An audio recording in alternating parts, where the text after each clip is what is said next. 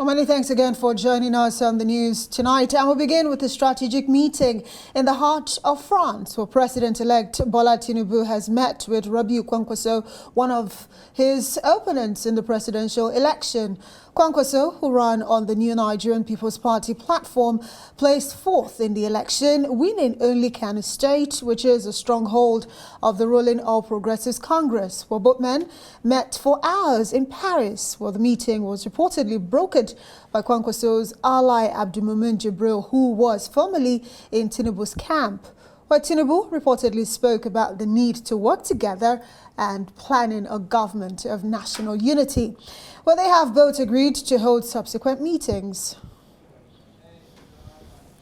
Well, our Rise Politics editor Sumner Sambo joins us now for more on what this meeting could mean for the political landscape. Sumner, it's something that a lot of people would call a surprise, but in politics, it looks like anything just might happen. Now, tell us the reading of what's to come. We just have a few days to May 29, and there's a big meeting happening in the heart of Europe. Sulaiman, there's no surprise here for many of us who have been political watchers. I mean, Rabi Musa Kwankwaso and Tinubu have been political allies for a long period of time, and alliances are not new. I mean, when you want to birth a new government, there are several challenges that come with it. First, you need stability, and that's what Bola Tinubu is trying to fight his life out for, considering how he came into government. And it's allowed. I mean, in Second Republic, we had lots of those alliances here and there, considering the slim margin. This election that we had, I mean, the closest is in comparison with that of the Second Republic. And in the First Republic, you couldn't even get into government without forming an alliance. That's why you could see the MPC and you had other groups, you know, fighting to push out the action group, and then, of course, building alliances with the likes of NCNC and all of that. And then in the Second Republic, you could see the MPN struggling by all means to ensure that it builds an alliance for stability. And then you had the likes of the GNPP and all of that, despite all the things that they had done, having a rethink as to what to do. You know, once you win and you're about to come into government, the first thing is how to run a nation first. And you'll have to reach out to political foes and, of course, your friends to build alliances. Now, Bola Tinubu had thought that this issue of alliances wouldn't be necessary when Atiku muted the idea himself that if he had won, he was going to focus on building a government of national unity because the country was too polarized, the polity was too polarized, and all of that. But I think it's a good thought. And if you look at the body language of Rabi Musa Kwankwaso going to the elections, he has said clearly that instead of him to step down for Atiku or Peter Obi, he would rather step down for Bola Tinubu because they've been friends for a long period of time. And some of his associates actually are people who have had a working relationship with Bola Tinubu for a long period of time. And so if the talks are ongoing that Bola Tinubu is going to give Rabi Musa Kwankwaso a ministerial position, there's nothing wrong with that. And it will help to build polity. But he has to settle the rift between him and outgoing governor. I was actually going there because, part of, the excerpt we got from that meeting is that, there's supposed to be some sort of deal that would be brokered that would help them to shift their sword. But I want to stay with, the government of national unity. If you remember during his acceptance speech, Bola Tinubu had said, you know what, the opposition, come, let's work together. So the chances of opposition playing key role in this government, are you optimistic very slim, very slim. I will tell you that people who are in Labour Party or PDP will find it very difficult to come in right now and I want to form a government of national unity until after the presidential election petitions tribunal has discharged of its case here and there, and then of course the Supreme Court eventually giving a verdict on what they think, because a lot of people are very skeptical. But I'll tell you that Bola Tinubu is not sleeping, because I mean one thing Tinubu is good at is forging alliances. Look at his AC Action Congress, from Action Congress to ACN after they had left Alliance for Democracy, and then from there building this coalition of political parties that give birth to APC. Kwankwaso and Tinubu have had a working relationship, having worked in the aborted Third Republic, where Kwankwaso was deputy speaker, that was in 1992, and Tinubu was a senator who almost became president of the Senate before they had to give room, within their political family, to Yocha Ayud, which was the People's Front that was put in place by Shehu Musa Yar'Adua, the late Chief of General Staff, who was number 2 to Olusegun Obasanjo, and who had a very strong political network. So these people are old politicians who have been around, they know each other very well, and so Tinubu really needs people like Kwankwaso to help stabilize his government.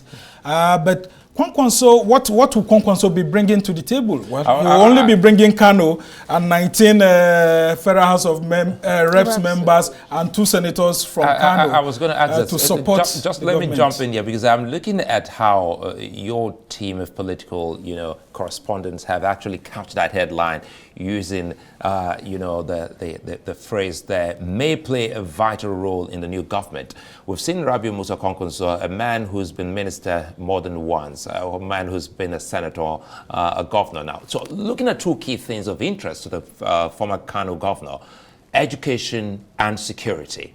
So if you were to come in Tinubu's government, in what areas do you think that this man just might fit in to make a change? He's been a former Minister of Defense who has a very clear knowledge as to what exactly is causing the problems in the north of the country. And if you follow some of the campaigns that he had followed, his campaign manifesto, he had emphasized so much on education and then how to tame the insecurity in the north.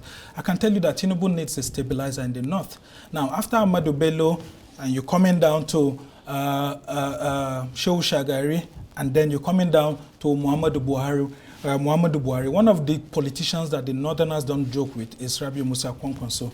And so he needs a sort of political ally that will be the gateway into the northern polity, where emirs and other power brokers in the north that may not necessarily be political power brokers are able to come together and use that gateway to reduce the tension and the crisis that may happen. Because even if all the politicians unite in the country, those who want to cause problem in the country are still everywhere, so many of them. So you need people who can be able to speak to others. So Kwankwaso is a very, very important gateway into the politics of the north. He's someone who is easily acceptable to the Talakawas and all of that. So making him a Minister of Defense or putting him even in a powerful ministry like the Humanitarian Affairs Ministry. Many people don't know how impactful that ministry can be if you put the same sort of resources that Muhammadu Buhari put into the hands of Sadiya Umar Farouk, who is going out. I can tell you that if you have a good minister who has the sort of resources that she has had and enjoyed under this government,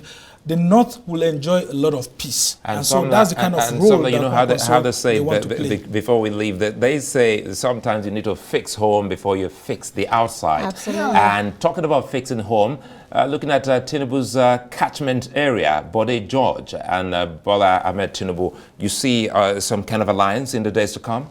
Yeah, Bode George, with all the things that he has been saying, with due respect to him, I know that eventually when it comes to the Southwest agenda, he would have to step back a bit and provide some sort of support. And even the interview he granted recently, politically like you understand that, look, down. The Southwest in the politics of the country, can the Southwest, for example, afford another rancorous presidency that may actually cost it the presidency like it did with MKO Abiola, with the problems that Obasanjo went through, and all that has happened all through. Look, when push comes to shove, people like Bode George, they are elders. And of course, he would want to push back and, swallow some of those things he has said about Tinubu, not because he necessarily wants it, but because there will be undue pressure on him.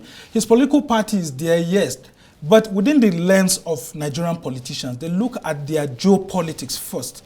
And so within the geopolitics of Nigeria, the Southwest is trying to bounce back into the mainstream politics.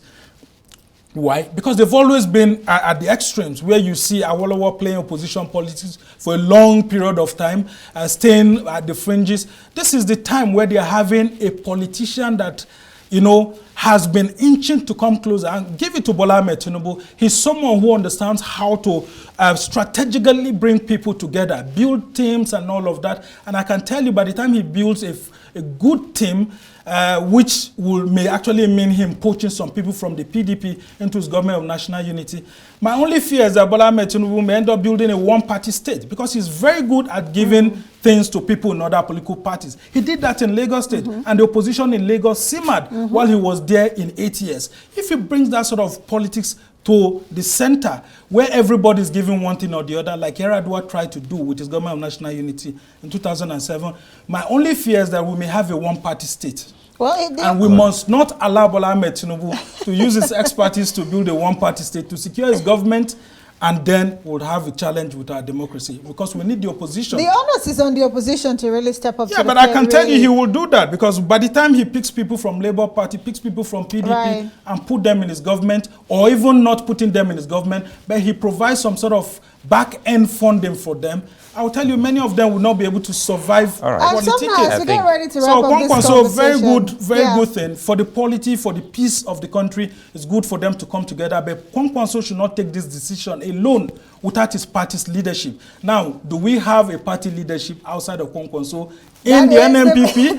Well, we would have to go and ask the former chairman of the party, who does Professor Rufai Alkali, who does left the NMPP. That's a fine question. Sumner, of course, the politics of the National Assembly is one of the issues discussed, and of course, we're wondering how Kwankwaso, with his members, talking about 19 of them in the House of Representatives, 19 House of Rep and 2 senators, help tilt, things. That is not the angle Tinubu is focusing on. It's not gaining so much political relevance from the delegation of the NMPP to the National Assembly. What he needs to use them to do is to open a gateway into, getting access to the northern intelligentsia, the northern emirs, and all of that. People who are the power brokers, because he's a voice that's trusted. He's someone who has a lot of followership, and at the heart of it is that he controls Kano. NMPP controls Kano State, which has the highest number of votes, not only in the region, but across the country. Well, Mr. Sumner, this is where we have to leave it. We say thank you so much. Politics editor, Sumner Sambo.